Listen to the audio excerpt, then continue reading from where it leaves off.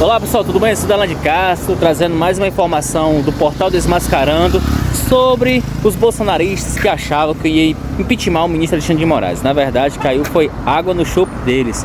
E eles estão frustrados, porque eles tentaram vender uma narrativa de que o ministro estivesse fazendo ações erradas, fora da lei. Não estão. Os bolsonaristas dessa vez acharam que foi complicações para eles, porque mostrou primeiramente que eles estão buscando a narrativa para descredibilizar o ministro Alexandre de Moraes, que não está conseguindo. E o Brasil não quer mais o Bolsonaro, os bolsonaristas. Então, na verdade, nós vamos ficar rindo deles porque eles não conseguiram nada. E parabéns ao portal Desmascarando por trazer essas informações que é muito preciosa pra gente. Os bolsonaristas tentam, mas não conseguem. Estou seguindo aqui na questão do Alexandre de Moraes, né? A primeira coisa, tá aqui na capa dos jornais, eles falando, os bolsonaristas estão explodindo de alegria com isso. Eu queria relembrar, porque eu acho curioso a Folha de São Paulo trazer isso. É uma patifaria! Folha, cala a boca, não perguntei nada! Folha São Paulo! Um jornal patife e mentiroso! Está saindo, cala a boca! Muita gente lembra desse episódio, mas ele não é o mais importante, né? Ele é o mais estridente, que chama mais atenção pelo palavreado do Bolsonaro e tal. Mas o que importa mais é isso aqui, tá? Foi em 2019, Bolsonaro cancela assinaturas da Folha no governo federal e ameaça anunciantes do jornal. Esse é o pedaço principal. Ameaça anunciantes do jornal. Ou seja, era um dos poucos jornais críticos ao Bolsonaro que ainda tinha ao país. Era basicamente era a Globo e a Folha de São Paulo. Então tá aqui, mais tarde, em live nas redes sociais, Bolsonaro voltou ao tema e ameaçou os anunciantes do jornal. Abre aspas pro Bolsonaro. Não vamos mais gastar dinheiro com esse tipo de jornal. E quem anuncia na Folha de São Paulo, que preste atenção, tá certo? Olha só, então, porque o Bolsonaro sabia que não é só o governo federal parar de assinar a Folha, ou o governo federal parar de fazer propaganda na Folha de São Paulo, que isso não muda absolutamente nada, né? O orçamento da Folha de São Paulo.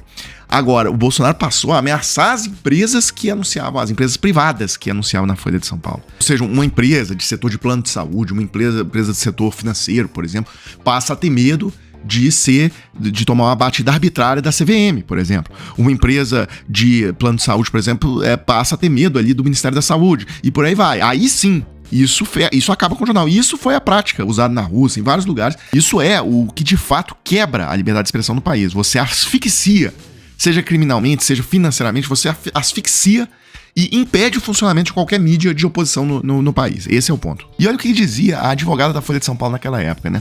Abre aspas. Trata-se de atitude típica de governos totalitários. Chaves e Maduro, por irônica que seja a comparação, fizeram exatamente a mesma coisa com a imprensa na Venezuela. Os veículos todos são ameaçados, não apenas a Folha, diz Thaís Gasparian, também advogada do jornal. E naquela época, com todos os órgãos do Estado aparelhados, Polícia Federal, Receita Federal, tal, sabe onde a Folha de São Paulo encontrou a possibilidade de continuar operando no Brasil?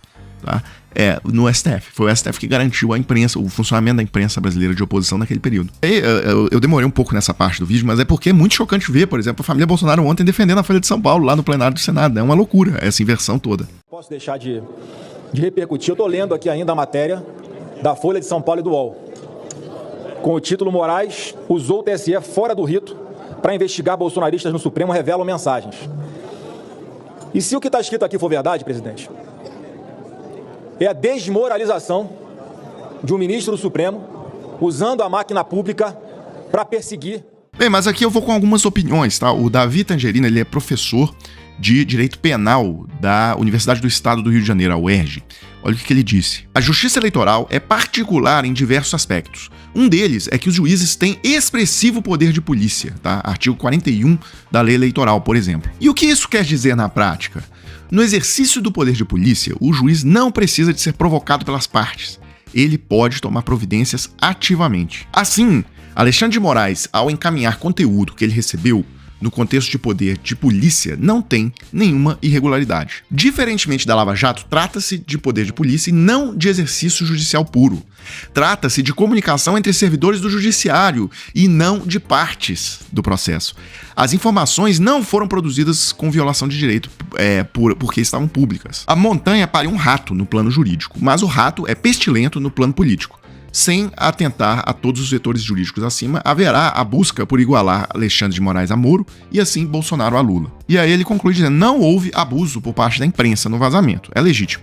Deve, porém, encarar com maturidade as consequências dessa decisão jornalística. Energizar a extrema-direita em tema que, no mérito, é pífio. Eu até acho que ele foi muito leve nessa conclusão dele, né?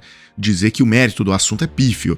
O mérito do assunto é a tentativa de instituir uma ditadura no Brasil. É um golpe de Estado, ou seja, setores civis que tentaram conspirar com militares para dar um golpe de Estado e instituir uma ditadura no Brasil. Bem, isso não me parece só pífio, né? Eu colocaria temerário. Né? O mérito da questão aí é temerário. Bem, outra opinião também de jurista que é Caio Pava, né? Ex-defensor público federal e professor de Direito Processual Penal e de Direitos Humanos. Ele também escreve colunas no portal jurídico J. É o seguinte, ele falou, eu li a reportagem da Folha de São Paulo sobre o ministro Alexandre de Moraes. Em resumo, Alexandre de Moraes, enquanto ministro do STF, relator do inquérito das fake news e das milícias digitais, acionava um órgão do TSE presidido por ele, para o envio de relatórios a respeito de atividades ilícitas nas redes sociais. Atividades ilícitas aqui é o pessoal Constantino pedindo golpe de Estado, o neto do Figueiredo também, né, que tá lá na reportagem da Folha. E aí ele diz que esses relatórios que o Alexandre de Moraes pedia, eles simplesmente compilavam manifestações em redes sociais. Olha só, o que um estagiário bem instruído do ministro poderia fazer. Isso aqui, eu achei sensacional essa frase, né? Porque isso aí que eles estão questionando é uma coisa que qualquer estagiário ele poderia fazer. Preferiu-se, porém, acionar um órgão do TSE criado para esse fim. Ele conclui: não vejo qualquer ilegalidade ou mesmo novidade. As críticas à forma como esses inquéritos foram abertos e conduzidos já são conhecidas. No entanto, o plenário do STF já decidiu pela compatibilidade desse inquérito com a Constituição. Antes de pintar um cenário absurdo, é preciso lembrar que o artigo 156, inciso 1 do Código de Processo Penal permite ao juiz de ofício determinar a produção antecipada de prova considerada urgente e relevante.